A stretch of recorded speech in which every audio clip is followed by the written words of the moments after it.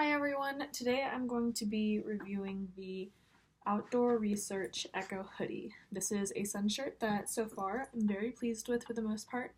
It's actually the cheapest one on the market, coming in at, I believe it was $59. The other two sit at about $70 and $85 respectively for Patagonia and Black Diamond. So still good quality shirts, but for those of us on a budget, I really wanted to beta test this one first. It has a few qualities that make it stand out from the other two as well that I consider added benefits. For one, the hood right here has a ponytail hole. So if you don't feel comfortable having your ponytail shoved into your hood, you don't have to worry about it. I personally have never had to use it though, because the hood is helmet compatible, which means it fits really well over hats, beanies, and helmets, which is really nice. So another really great thing that it has is these right here. It has built-in sun gloves. I am a huge fan of this for more than just sun protection on my hands.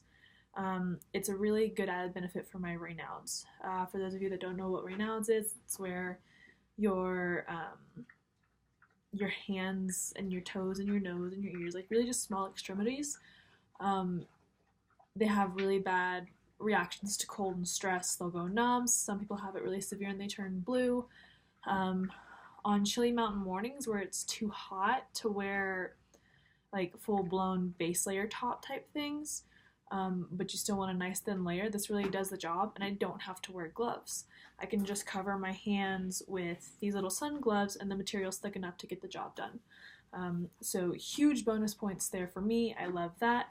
As far as things that I'm not a huge fan of, I'd have to say the color kind of puts me off, just because I feel like it attracts a little bit more heat than a lighter color would. I noticed that with the men's Outdoor Echo hoodies, they all came in light colors, like light orange or light blue or even white, whereas the women's were only available in this darker steel and then a really dark purple.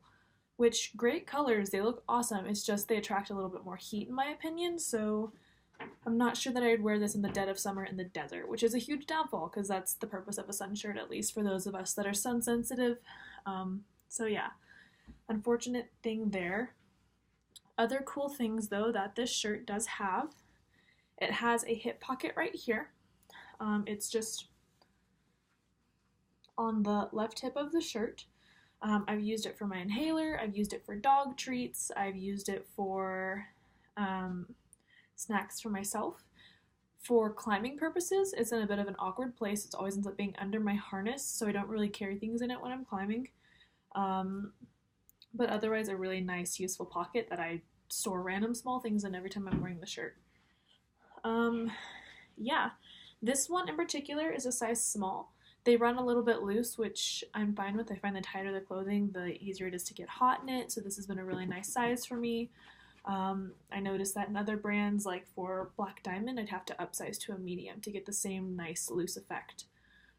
So yeah, that is my opinion on the Outdoor Research Echo Hoodie. It's overall a really nice sun shirt. I wish they made them in lighter colors because that would make it an overall winner in my book. It has really random features that help out diseases that I have, which isn't always something you can find in a product. You know, obviously outdoor products aren't necessarily geared toward those of us with diseases, and so finding some that just happen to work well with it is really exciting and amazing. And that's how I felt about the little sun gloves on this. It works really great with my Raynaud's.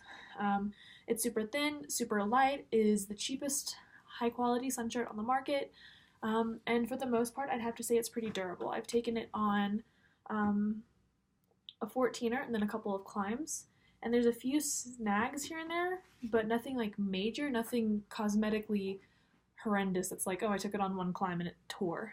No, it's held up pretty well. You can see little snags like that maybe are the worst of it, and that's really it. And so I'd highly recommend this. Hotter months, maybe not, like the middle of August if you're going out to Indian Creek or Canyonlands or just somewhere in Utah or even the South. It's a little toasty, but just mild summer days, warmer spring days, it really gets the job done. So yeah, there it is. really great shirt overall. I just wish they were in lighter colors.